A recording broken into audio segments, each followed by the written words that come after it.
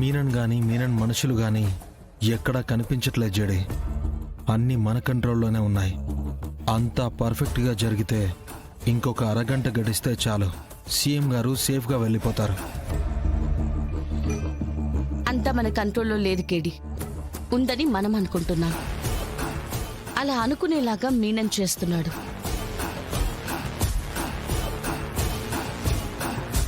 ఎక్కడో ఏదో తప్పు జరుగుతుంది. నాకెందుకో మీనన్ ఈ చుట్టుపక్కలే ఉన్నాడనిపిస్తుంది.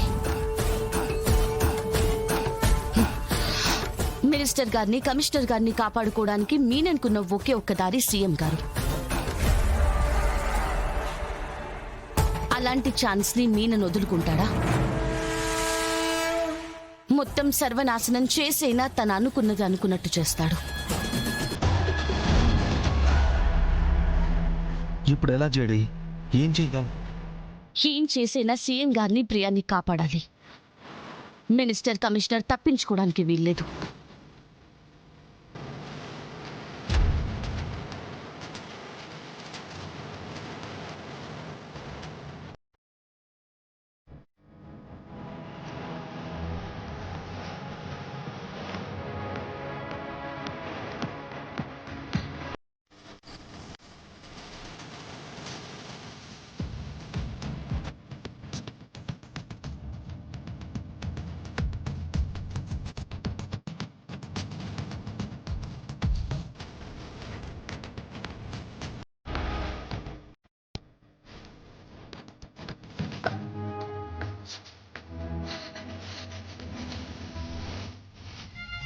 రండి, నదిలో మునుగుదాం. రా. ఏం కాదు, రా నాన్న.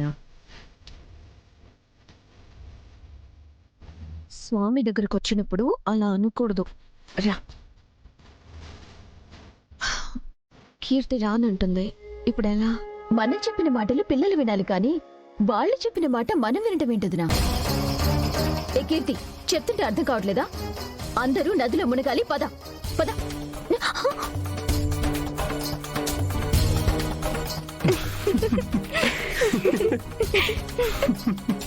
కీర్తి తప్పు నాన్న. సిగ్గు లేకుండా నవ్వుతున్నారా? నవ్వకుండా ఇంకేం చేయమంటావు?